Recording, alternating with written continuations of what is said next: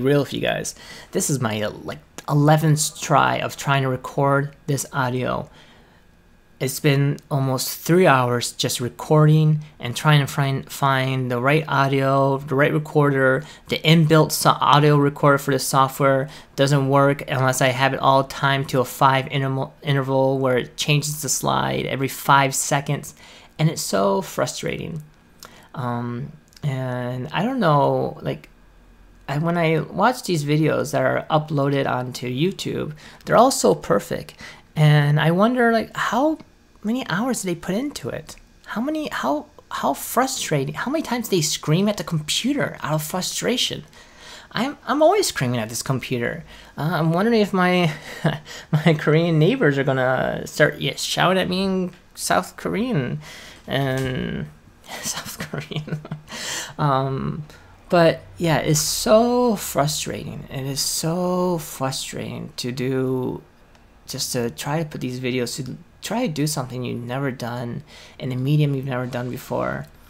Because I just want to write stories. I don't want to, but you know, if you don't have an audience, if you really need to broadcast yourself, you gotta do stuff that maybe other people will find interesting while you find interesting. And anyway, it's just been so long. Like, I started this at 6 o'clock. It's almost 9 o'clock. Now it's 20 minutes before 9 in the morning.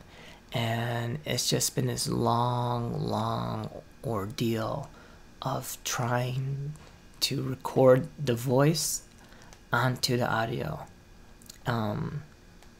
And maybe it's not, I'm going to create a timestamp so you can skip this realness. But really, it's been, I've lost my mind so many more times, and I just went with the ice cream recorder app, because I like how I can record my screen, I can record a file, and it can just leave the file on the desktop as an MP3, and then I can take that MP3 and put it into another software like EasyVSL or a slideshow PowerPoint recorder. So it's very malleable, the file. Whereas if I just use Camtasia and I record the audio there, I can't. Well, I don't know if I can take the audio file out of Camtasia, but it was after 30 or 45 minutes in Googling, I just decided to re-record the audio, which was it was spot on, but oh well. So yeah. Alright, so anyways, this is going to be my audio recording of A Tyranny of Words by Stuart Chase, and I'm going to start at the acknowledgement. This book, I view this book as the entry book of anyone who really wants to study philosophy and understand what all these guys are talking about, because they'll use words that are so abstract, like essence and love and knowing and eternal recurrence and soul. Like soul, just what soul? Jesus. So what's a soul? They use all these abstract words, and I'm not sure if they know that other people don't know what they're exactly referring to. I think they assume when you say the word soul, everyone is referring to the same thing. And I had this sneaking suspicion for a long time that when, you know, Nietzsche says soul and Plato says soul and Sartre says soul, I had a sneaking suspicion these guys, they're not referring to the same thing. Maybe they think they're referring to the same thing, but I don't think they understand, or they're aware that what they mean by soul is what other people mean by the word soul. So this book really helped me put into practice that kind of tool to examine examine the words other people use and what exactly are they referring to in the real world. And of course, you can't read their mind, but through context, through the paragraph, through the chapter, through the book as a whole, and through the word standing alone, you can have a better idea of what everyone's talking about. So without further ado, Tyranny of Words, the Acknowledgment. This book is an experiment. Is it possible to explain words with words? Can some of the reasons why it is so difficult for us to communicate with one another by means of language be set forth in that same faulty medium? It is for the reader to judge. I have read a few books which have broadened my understanding of the world in which I live. These contributions I attempt to pass on.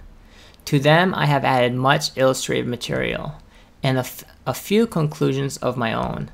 The subject dealt with human communication has worried me for many years.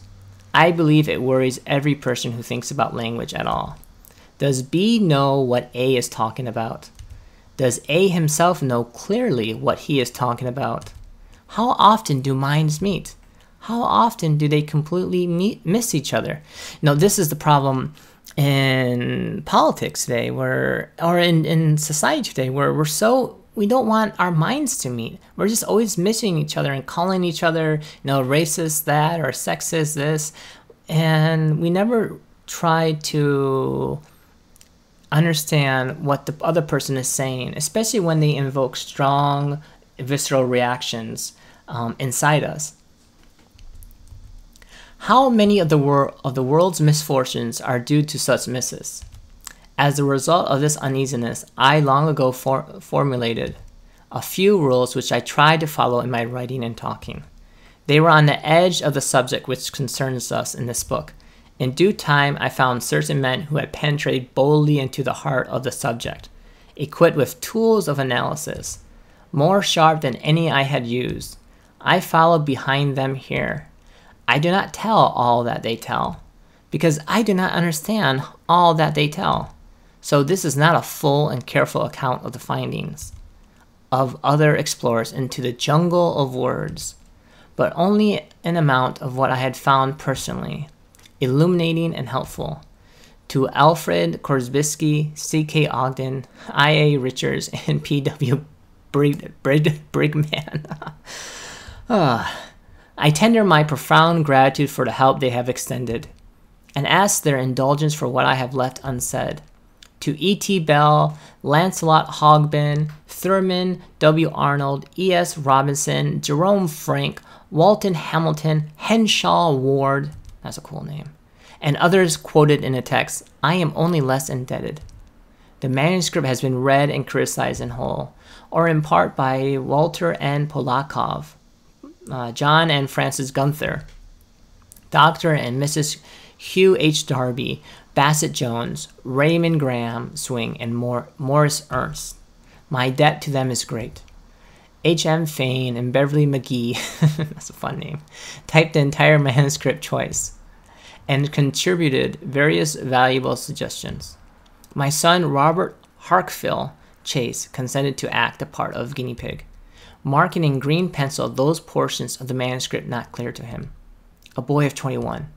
This was done on the perhaps not unwarranted assumption that if a Harvard undergraduate could understand the text, any intelligent reader could understand it. He proved a fine, conscientious guinea pig. Dude, it took me 8 years to get through college, and so I'm no Einstein, but you don't need to be. I don't think you need to be a Harvard undergraduate. I think, don't think it's too elitist in that statement. It's from 1920s.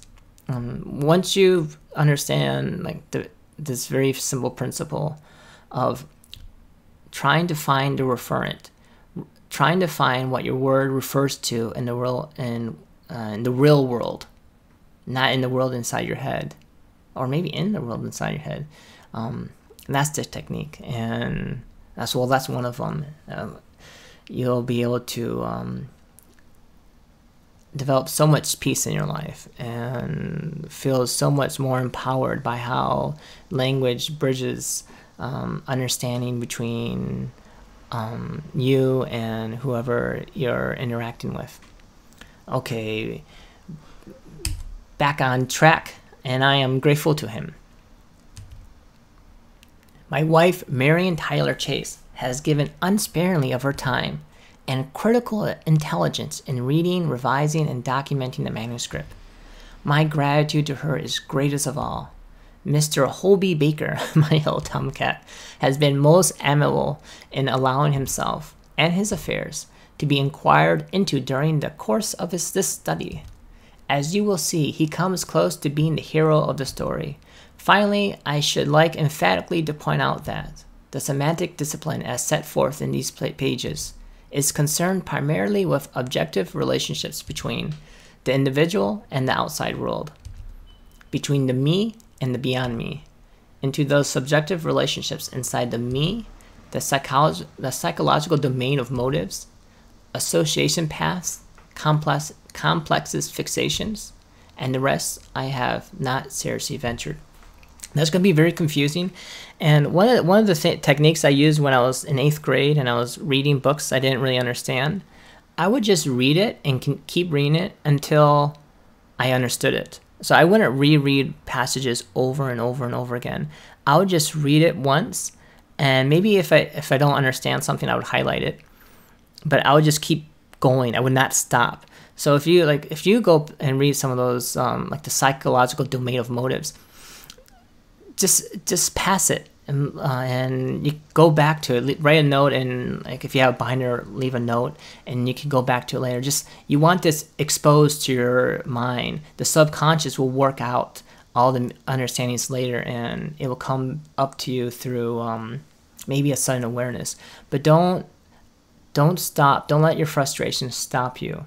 Just keep going and just listen to it while walking, and be relaxed and let the understanding creep in slowly. You don't have to understand 100% of everything that's being said. Just try to get the general idea and go up there slowly but surely. And don't be intimidated by some of these fancy talks like association paths and complexes, fixations. Don't worry about that. Just keep going, listen to it, be exposed. And when you get through the whole book, you can check your knowledge. You can see where the gaps are. You can try to tell this to someone else. Try to use these techniques and principles. And if you got it and you find yourself more equipped to communicate with other people, then you've gotten what you need to get from the book, and you don't need to worry about the rest. I do not know enough. I know that feeling.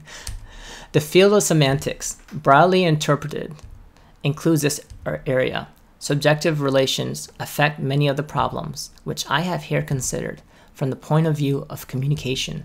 I urge more competent students to extend and make lucid analysis in this field, an analysis which I can only indicate. Stuart Chase, Reading, Connecticut, September 1937. So that ends acknowledgement, and I'll start with chapter 1 next time. Also, leave some feedback, leave some comments in the comment section, and tell me, do you like this commentary? Do you like the realness? Do you want me just to read it without any talk, without any ad-lib, without any sharing my thoughts about it? Do you want me to be more mechanical? Do you want it? I think I'll upload this with music and without music, so people can choose whether they like it more with music or they like it more with just the words. I always appreciate it with a little of a background noise because it kind of mellows me out. But maybe some people don't like it as that, like that. So yeah, leave me some comments, and I'll get back with you later. I'm still thinking of a cool way to end it. I think for the art theory videos, I'll end it with throw me the money bone. But with these ones, I wanted to be more about just the knowledge. So I don't know. Maybe a good way to end the videos would be like a catchphrase: "Enter your insanity," or "Accept your craziness," or "Enter." I don't know. Yeah, so if you have a good way idea of how I should end these videos, a good catchphrase, put them in the comments. All right, till next time.